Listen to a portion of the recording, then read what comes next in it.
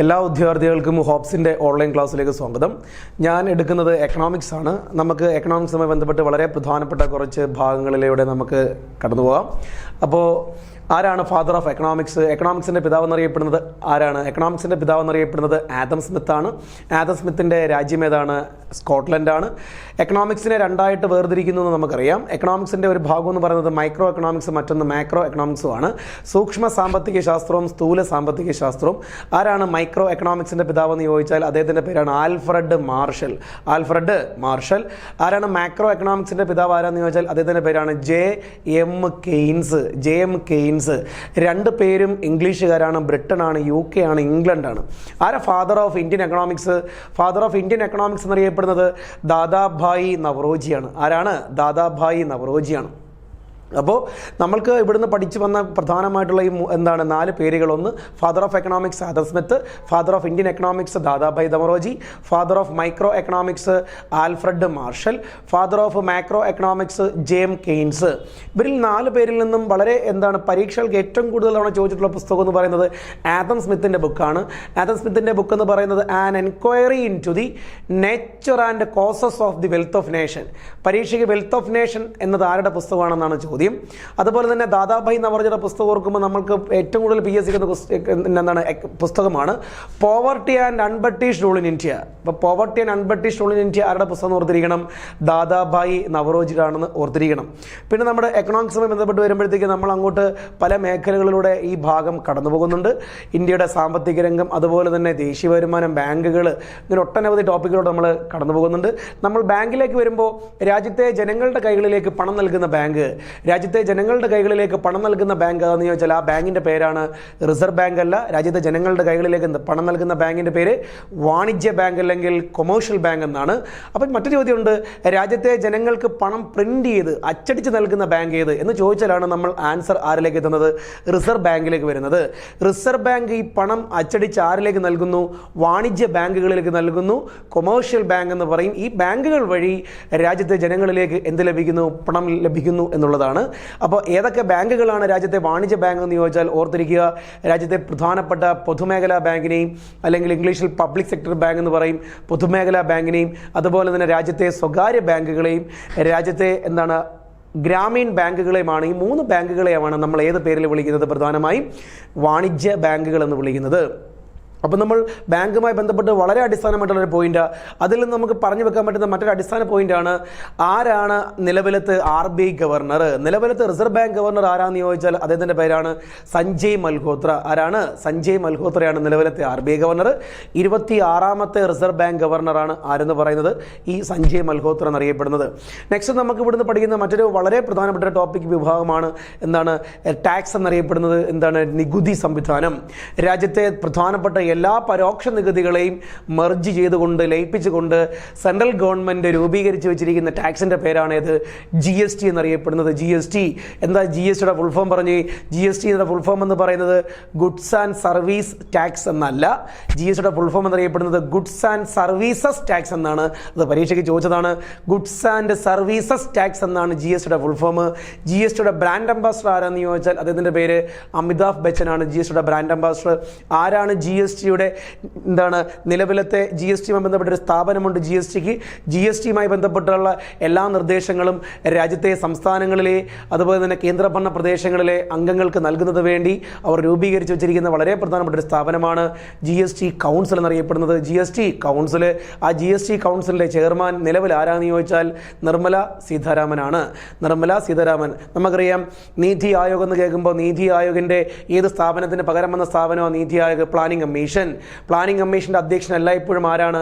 പ്രധാനമന്ത്രിയാണ്. അതുപോലെ തന്നെ നീതി ആയോഗിൻ്റെ അധ്യക്ഷനും എല്ലായ്പ്പോഴും ആര് തന്നെയാണ്? പ്രധാനമന്ത്രിയാണ്. എന്ന് പറയുന്നത് പോലെയാണ് GST കൗൺസിലിൻ്റെ ചെയർമാൻ എല്ലായ്പ്പോഴും ആരാണ്? കേന്ദ്ര ധനകാര്യമന്ത്രിയാണെന്ന് ഓർത്തിരിക്കണം. അപ്പോൾ GST കൗൺസിലിൻ്റെ നിലവിലത്തെ ചെയർമാനാണ് ആരെന്ന് പറയുന്നത്? നിലവിലത്തെ ചെയർപേഴ്സൺ ആണ് നിർമ്മല സീതാരാമൻ. എങ്കിൽ GST നിലവിൽ വന്ന വർഷം 2017 ജൂലൈ 1. അപ്പോൾ 2017 ജൂലൈ 1 GST നിലവിൽ വരുമ്പോൾ GSTയുടെ ആദ്യത്തെ ചെയർമാൻ ആരെന്ന് ചോദിച്ചാൽ എന്തുത്തരം പറയും? അദ്ദേഹത്തിൻ്റെ പേരാണ് അരുൺ ജെയ്റ്റ്ലി. അരുൺ ജെയ്റ്റ്ലി. GST നടപ്പാക്കിയ ധനകാര്യമന്ത്രി ആരാന്ന് ചോദിച്ചാലും അദ്ദേഹത്തിൻ്റെ പേര് അരുൺ ജെയ്റ്റ്ലി എന്ന് തന്നെയാണെന്ന് ഓർത്തിരിക്കുക. അരുൺ ജെയ്റ്റ്ലി വളരെ ഇമ്പോർട്ടൻ്റ് ആണ്. അപ്പം GSTയുമായി ബന്ധപ്പെട്ട് വരുന്നൊരു സ്ഥാപനമാണ് ഏത് സ്ഥാപനം? GST കൗൺസിൽ നമ്മൾ പഠിച്ചു.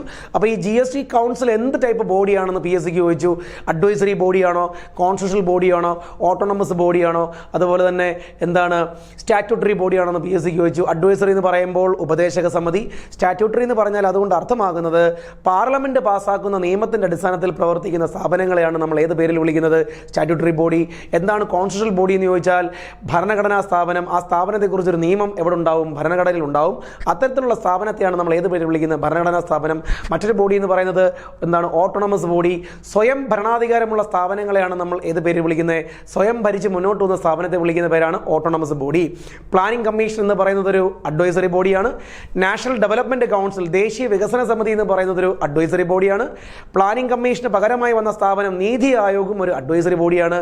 പക്ഷേ GSTയുമായി ബന്ധപ്പെട്ടുള്ള നിർദ്ദേശങ്ങൾ രാജ്യത്തെ സംസ്ഥാനങ്ങളിലെയും കേന്ദ്രഭരണ പ്രദേശങ്ങളിലെയും എന്താണ് മന്ത്രിമാർക്ക് നൽകുന്നതിന് വേണ്ടി ഫോം ചെയ്ത് വെച്ചിരിക്കുന്ന സ്ഥാപനമാണ് GST കൗൺസിൽ. ആ സ്ഥാപനം ഒരു ഭരണഘടനാ സ്ഥാപനമാണെന്ന് ഓർത്തിരിക്കുക, ഒരു കോൺസ്റ്റിറ്റ്യൂഷണൽ ബോഡിയാണെന്ന് ഓർത്തിരിക്കുക. GST കൗൺസിലിനെ പറ്റി പ്രതിപാദിക്കുന്ന ഭരണഘടന ആർട്ടിക്കിൾ 279A, അതിനെപ്പറ്റി ഒരു നിയമം ഭരണഘടനയിൽ പറഞ്ഞിട്ടുണ്ട്. പിന്നെ നമ്മുടെ എന്താണ് ഈ ഒരു മേഖലയിൽ നിന്ന്, എക്കണോമിക്സ് എന്ന മേഖലയിൽ നിന്നും നമ്മൾ പഠിക്കുന്ന വളരെ പ്രധാനപ്പെട്ട മറ്റൊരു ടോപ്പിക്കാണ് എന്താണ് 5 ഇയർ പ്ലാൻ എന്ന് പറയുന്നത്. ആരാണ് father of 5 year plan? Father of 5 year plan എന്ന് ചോദിച്ചാൽ ആരാണ്? ഫാദർ ഓഫ് 5 ഇയർ പ്ലാൻ എന്ന് പറയുന്നത് അദ്ദേഹത്തിൻ്റെ പേര് എന്താണ്? ജോസഫ് സ്റ്റാലിൻ എന്നാണ്. പഞ്ചവത്സര പദ്ധതിയുടെ പിതാവ് എന്നറിയപ്പെടുന്നത് ജോസഫ് സ്റ്റാലിനാണ്.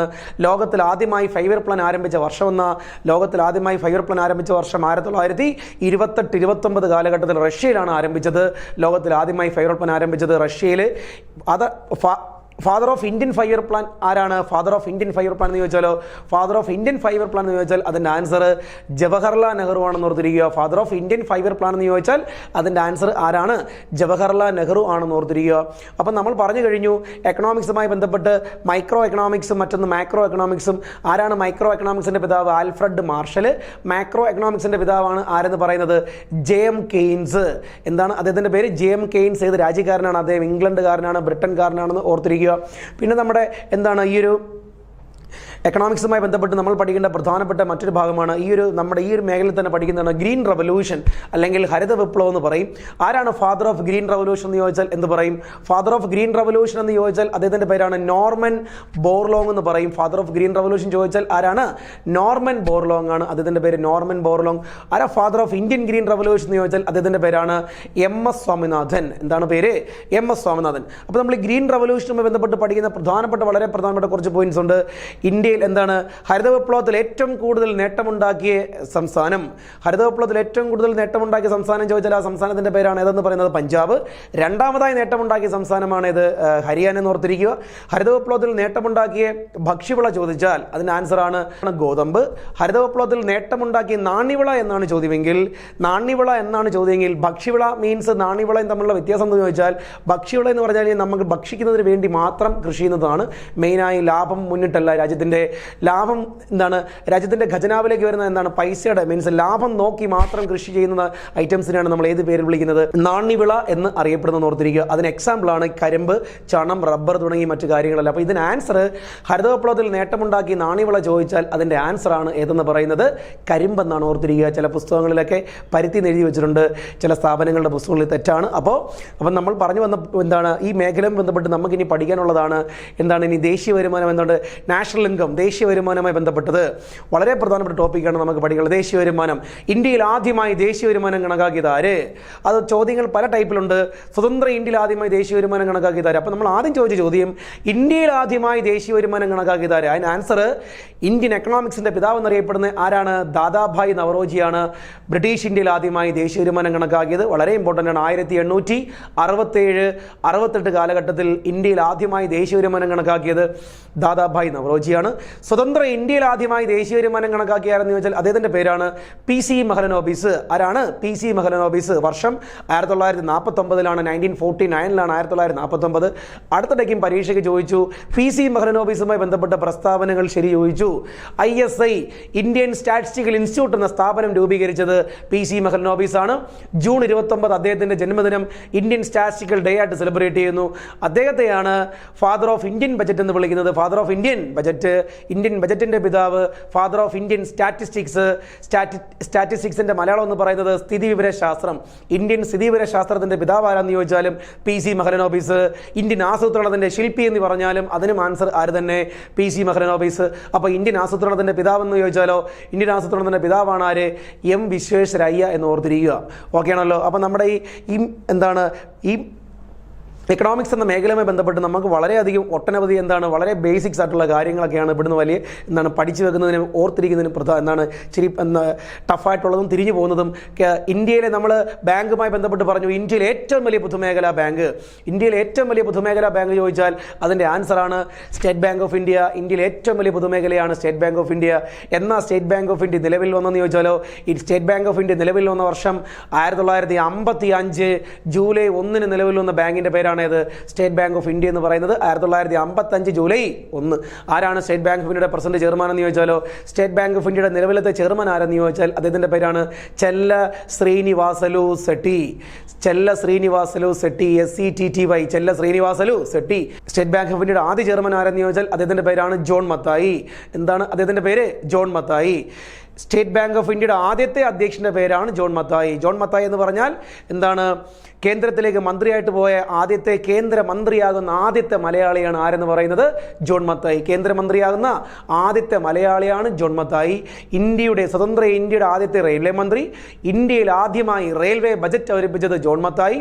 അതുപോലെ തന്നെ സ്വതന്ത്ര ഇന്ത്യയിലെ രണ്ടാമത്തെ ധനകാര്യമന്ത്രി കൂടിയാണ് ആരെന്ന് പറയുന്നത്? സ്വതന്ത്ര ഇന്ത്യയിലെ രണ്ടാമത്തെ ധനകാര്യമന്ത്രി കൂടിയാണ് ആര്? ജോൺ മത്തായി. സ്വതന്ത്ര ഇന്ത്യയിലെ ആദ്യത്തെ ധനകാര്യമന്ത്രി ആരെന്ന് ചോദിച്ചാൽ അദ്ദേഹത്തിന്റെ പേര് RK ഷൺമുഖം ചെട്ടിയാണ്. സ്വതന്ത്ര ഇന്ത്യയിലെ ആദ്യ ധനകാര്യമന്ത്രി ആരെന്ന് ചോദിച്ചാൽ RK ഷൺമുഖം ചെട്ടി. ഇതെല്ലാം നമ്മൾ ഈ ഒരു മേഖലയിൽ നിന്ന് പഠിക്കുന്നതാണ്. നിലവിൽ ഇന്ത്യയിലെ എത്രാമത്തെ ധനകാര്യ കമ്മീഷനാണെന്ന് ചോദിച്ചാൽ നിലവിൽ രാജ്യത്തെ 16ാമത്തെ ധനകാര്യ കമ്മീഷനാണ്.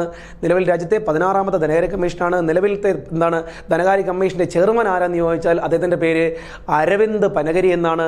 അപ്പം നമ്മളിവിടെ വളരെ ഡീപ്പായിട്ടുള്ള കാര്യങ്ങളാണ് നമ്മളിവിടെ എക്കണോമിക്സിനകത്തിൽ പഠിക്കുന്നത്. അപ്പോൾ ഇതുമായി ബന്ധപ്പെട്ടുള്ള കണ്ടിന്യൂഷൻ പോയിന്റ്സുകൾക്ക് നമുക്ക് നെക്സ്റ്റ് ക്ലാസ്സുകളിൽ നമുക്ക് കാണാം. അപ്പോൾ ഇത്രയും കാര്യങ്ങൾ നമ്മളിവിടെ പറഞ്ഞുകൊണ്ട് വൈൻഡപ്പ് ചെയ്യുന്നു. Thank you.